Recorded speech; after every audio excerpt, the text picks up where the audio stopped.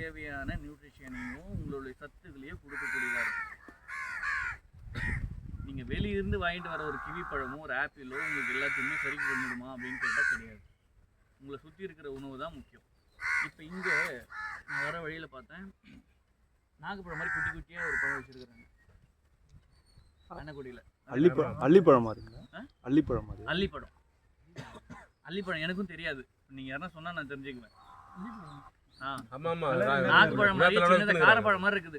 சின்ன சின்னதா இருக்கும். கிரீன் 2 வாய் சாப்பிடுறது நல்லா இருக்கும். ஃபுல்லா பிளாக்கா இருக்கு. அல்லிப்பழம் வாங்கி சாப்பிட்டா. இங்க தான் வச்சிருக்காங்க நம்ம சந்தையில. இருக்கு 2-3 பேர் அண்ணன் கூட ஃபுல்லா வச்சிருக்காங்க. ஃபுல்லா வச்சிருக்காங்க. காட்டுல இருந்து பொறிங்க வரேன்னு சொல்றாங்க. அறுத்து வரேன்னு சொல்றாங்க. அது எந்த அளவுக்கு நம்ம ஸ்பூன் டொமேட்டோ இருக்குல்ல, அது பிளாக் கலர்ல இருந்தா எப்படி இருக்குமோ அதே மாதிரி இருக்கு. என்னடா இது எப்படா பறிச்சிருப்பாங்க இவ்வளோ அப்படின்னு சொல்லிட்டு பார்த்தேன். அப்போ இந்த மாதிரியான இப்போ எனக்கே தெரியல, இப்போ நம்ம சுற்றி இருக்கிறவங்களுக்கே தெரியல, ஆனால் இந்த சந்தையில் தான் நடக்குது அந்த விஷயம். அப்போ இந்த மாதிரி பழங்களை யார் வாங்கி சாப்பிடுவான்? அப்போ இதுக்கான அறிவை நம்ம கொடுக்கணுமா இல்லையா? நமக்கு கடத்த மறந்துட்டாங்க. அதாவது நம்மளுடைய முன்னோர்கள், நம்மளுடைய முன்னாடி ஜென்ரேஷன் என்ன பண்ணாங்க, நமக்கு அந்த அறிவை கடத்த மறந்துட்டாங்க. ஆனால் நம்மளாவது அதை தெரிஞ்சுக்கிட்டு மறுபடியும் அடுத்த தலைமுறைக்கு கடத்த வேண்டிய சூழ்நிலையில் நம்ம இருக்கோம். அப்போ ஒரு குழந்தைக்கு முக்கியமாக நம்ம சொல்லிக் கொடுக்க வேண்டியது எதை சாப்பிடணும் எதை சாப்பிடக்கூடாதுன்னு. ஒரு கோழி சொல்லிக் கொடுக்குது தான் குஞ்சுக்கு எதை சாப்பிடணும் எதை சாப்பிடக்கூடாதுன்னு சொல்லிட்டு. ஒரு மாடு சொல்லிக் கொடுக்குது தான் குட்டிக்கு எதை சாப்பிடணும் எதை சாப்பிடக்கூடாதுன்னு சொல்லிட்டு. ஆனால் நம்ம இருக்கிறவங்க, நம்ம இன்றைக்கி இருக்கிற பேரண்ட்ஸ் என்ன பண்ணுறாங்க, சின்ன குழந்தைக்கு பிஸ்கெட்டை வாங்கிட்டு கொடுக்க ஆரம்பிச்சிடுறாங்க. நீங்கள் கடையில் விற்கிற இது என்ன சொல்கிறது, மிட்டாய்களை வாங்கிட்டு கொடுக்க ஆரம்பிச்சிடுறாங்க, சாக்லேட் வாங்கிட்டு கொடுக்க ஆரம்பிச்சிடுறாங்க, ஜூஸ் வாங்கிட்டு கொடுக்க ஆரம்பிச்சிடுறாங்க. அப்போ அதுங்க செய்கிற அதுங்கக்கிட்ட இருக்கிற அறிவு கூட நம்மக்கிட்ட இன்றைக்கி இல்லாமல் கொஞ்சம் கொஞ்சமாக மங்கிக்கிட்டே போயிட்டு இருக்குன்றது தான் நம்மளுடைய உண்மைத்தன்மை தான். அப்போ இதை தான் நம்ம மறுபடியும் மாற்றணும். இப்போ எது ஆரோக்கியமா அப்படின்றத அந்த கோழிக்கு தெரியுது, அந்த குஞ்சுக்கு எதை கொடுக்கணுன்ட்டு. ஆனால் இன்றைக்கி இருக்கிற தாய்மார்களுக்கு ஒன்றுமே தெரியல. மறுபடியும் அவங்க பாட்டிக்கிட்ட கேட்குறாங்க, அவங்க அதுக்கு முன்னாடி இருக்கிறவங்க கிட்ட கேட்குறாங்க. இதெல்லாம் கேட்டு தான் மறுபடியும் செய்ய வேண்டிய ஒரு காலகட்டத்தில் இருக்கும். அப்போ இது எல்லாத்தையும் தான் நம்ம கை மாற்றிக்கணும். இப்போ வெறும் விதையால் மட்டும் இந்த சமூகம் மாறாது. இங்கே இருக்கக்கூடிய வாழ்க்கை முறையை ஃபுல்லாக மாற்றணும். அப்போ தான் இந்த சமூகம் மாறும். விதைகளை இப்போ கொண்டு வந்தால் கொடுக்க ஆரம்பிச்சிடலாம். குத்துட்டியா அவங்க வந்திருக்காங்க. குத்துட்டீங்களா? இன்ட்ரோடக்ஷன் கொடுங்க. இவர் இன்ட்ரோடக்ஷன் தான் உள்ளார வந்தா. புதுசா வந்தவங்க யாராரு? இல்ல இன்ட்ரோடக்ஷன் பண்ணி ரெண்டு பேர் கொடுத்துட்டீங்களா? என்ன நீங்க? இல்ல புதுசா வந்தங்க அந்த சைடு. நீங்க எதுக்காக வந்திருக்கீங்கன்னு ஒரு தகவல். என் பேர் பிரசாந்த்ங்க. வேலூர் அடுக்கம்பாறை பக்கத்தில் பெண்ணாத்தன்ற ஊரில் வந்துருக்கோம். பிரதீப் எனக்கு தெரியும், அள்ளி வராங்க. அதனால் இயற்கை விவசாயம் ஸ்டார்ட் பண்ணிட்டு 1 ஏக்கரா நிலம் இருக்குது, நெல் பயிர் பண்ணிட்டுருக்கோம். ஆர்கானிக்காக இன்னும் பண்ணல. நீங்கள் சொல்கிறீங்களா? என் பேர் கார்த்திங்க. ஆம்பூர் பக்கம் ரெடிமாங்குப்பம். ஒரு 3 ஏக்கர் நிலம் இருக்குது. நாட்டு விதைங்க தேடி எங்கேனாலும் போவேன். இப்போ தான் ஆரம்பிக்கணும், இதுக்கு மேலே தான்.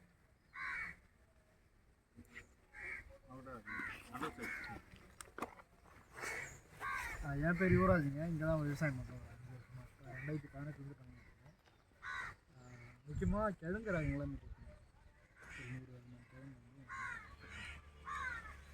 அதுதான் கோல்டு மண்ணுக்குள்ளே இருக்க நிறைய கோல்டு வச்சுக்கிறேன். ஆமாம் அவங்க வீட்டில் ஆட்டி போட்டு போயிடலாம். என் பேர் வந்து பிரதீப். நான் வேலூர் மாவட்டம்.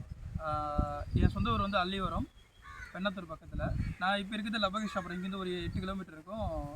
ஒரு 2 ஏக்கரில் விவசாயம் பண்ணிட்டுருக்கேன். இப்போ தான் தொடக்கம் பண்ணி போயிட்டுருக்கு. நம்ம தமிழ்நாடு விதை சேகரிப்பாளர் கூட்டமைப்பு அப்படின்னு சொல்லிட்டு நாங்கள் எல்லோரும் வந்து, நான் பிரதீப் குமார்னு சொல்லிட்டு ஒரு 11 பேர் நாங்கள் தெரிஞ்சு மரபு ரக விதைகளை வந்து பரவலாக்கம் பண்ணிட்டு இருக்கோம். அதனுடைய தொடக்கமாக தான் இங்கே வந்து நம்ம வேலூர் விதை வங்கியில் சார்பாக நம்ம இங்கே மரபு விதைகளை வந்து பரவலாக்கம் பண்ண இருக்கோம். எல்லாருமே கொடுக்க ஆரம்பிச்சிடுவோம். ஆனால் உங்கள் இன்ட்ரோடக்ஷன் இருந்துச்சுன்னா ஸ்டார்ட் பண்ணலாமா? சரி, ஓகே. இது இல்லாமல் நம்ம என்ன வேலை செய்யணும்னு சொல்கிறீங்க? நம்ம இங்கே வந்து வேலூரில் விதை திருவிழா பண்ணுறோம். பிப்ரவரி மாதம் இந்த மந்தில் வந்து 2 வருஷமாக விதை திருவிழா பண்ணிருக்கோம். கலந்துருப்பீங்கன்னு நினைக்கிறேன். எனக்கு தெரிஞ்சு கிட்டத்தட்ட ஒரு 1000 காய்கறி, கிழங்கு அதெல்லாமே கண்காட்சிப்படுத்துகிறோம். அதெல்லாமே அங்கே வரவங்களுக்கு கொடுத்துருக்கோம். இதுதான் முக்கியமாக ஏன் பண்ணுறோம் அப்படின்னா, இங்கே 3 பேர் இருக்கோம். இங்கே அதிகமாக ஓரளவு உற்பத்தி பண்ண முடியுது. இதை வந்து மக்கள்கிட்ட காட்டணும். ஏன்னா நம்ம வெறும் விதையை மட்டும் கொடுக்குறோன்றதால அவங்களுக்கு தெரிய மாட்டேங்குது. இது நம்ம எடுத்துக்கணுமா இல்லையா அப்படின்னு. அப்போ நம்ம அந்த கிழங்கு காய்கறி எல்லாத்தையும் நம்ம அரிசிப்படுத்தும் போது இத்தனை ரகம் இருக்குது, நம்ம இத்தனையும் மிஸ் பண்ணிட்டோம், இப்போ தேடுறோம் அப்படின்னு நிறைய பேர் வந்து தேடுறாங்க. இப்போ வந்து ஒவ்வொரு வருஷமும் இது கண்டினியூ பண்ணுறோம். மேக்ஸிமம் முடிஞ்ச அளவுக்கு லோக்கலில் கிட்டத்தட்ட இப்போ நம்ம 4வது டைம் பண்ணோம்னு நினைக்கிறது. அப்போ வந்து இங்கே லோக்கலில் நிறைய பேர் வாங்கிட்டு போயிருக்காங்க, நிறைய பேர் இங்கே இது பண்ணுறாங்க, திரும்ப விதையை எடுத்துன்னு கொடுக்குறாங்க. இப்போ நம்ம எடுத்துன்னு வச்சது எல்லாமே இந்த வருஷம் இப்போ எடுத்துன்னு கொடுத்து போனாங்க, இந்த ஒரு வாரத்தில் எடுத்துன்னு கொடுத்துட்டு போனாங்க. தேவைன்றா அவங்க வீட்டுக்கு தேவையான விதை எடுத்து வச்சுன்னா திரும்ப எடுத்துன்னு கொடுத்துட்டு போகிறாங்க. இந்த மாதிரி நம்ம விதையை கை மாற்றணும் அப்படின்னா, உள்ளூரில் விதையை கை மாற்றணும் அப்படின்னா இன்னும் எளிமையாக போய் விதையை மக்கள் தப்பு கொடுக்குறேன். சரிங்களா? இல்லை இப்போ என்னென்ன எடுத்தால் என்னன்னு கொடுங்க.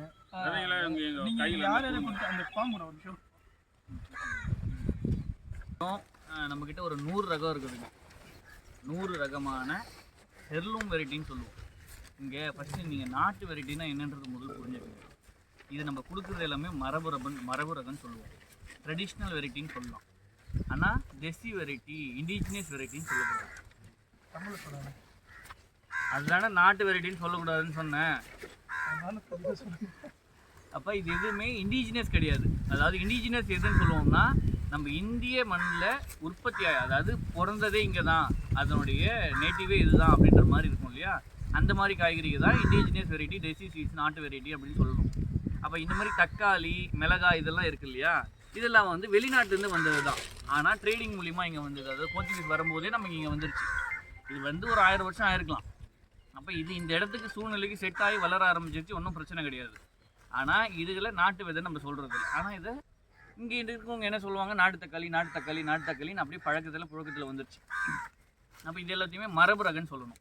அப்போ இந்த மாதிரி விதைகளை மரபு ரக விதைகள் சொல்கிறோம். இப்போ நம்ம கொடுக்குறது மேக்ஸிமம் எல்லாமே பார்த்தோம்னா மரபு ரக விதைகள் தான். இந்த இடத்துலையே தோன்றி இங்கேயே வந்ததுன்றது ரொம்ப குறைவாக இருக்கும்.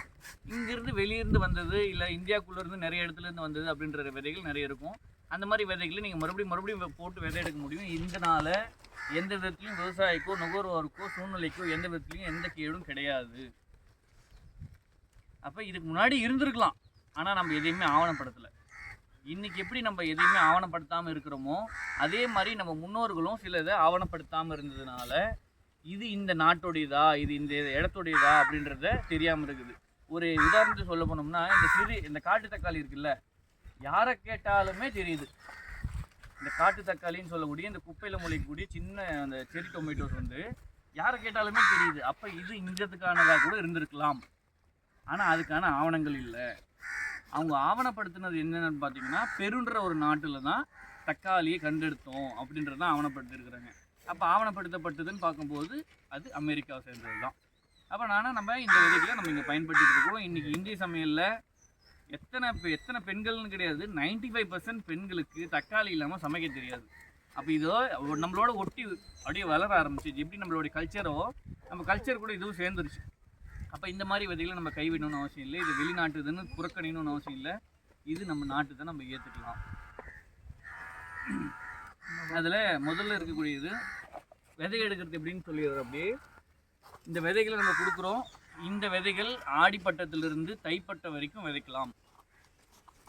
தைப்பட்டத்துக்கு அப்புறம் மாசி பங்குனியில் விதைக்கிறீங்கன்னா உங்களுக்கு ஓரளவுக்கு தான் ஈல்டு தரும். பங்குனிக்கு மேலே போச்சுனாக்கா உங்களுக்கு செடியே வராது, முளைச்சி வரும், காய்க்காது, இந்த மாவு பூச்சியோட தொந்தரவு அதிகமாக இருக்கும், உங்களுக்கு பூச்சி அடிக்க ஆரம்பிக்கும். அப்போ தக்காளியை ஒரு வருஷத்துக்கு 8 மாதம் நீங்கள் விளைய வச்சுக்கலாம். மீதி இருக்கிற 4 மாதம் போராட வேண்டியதாக இருக்கும்.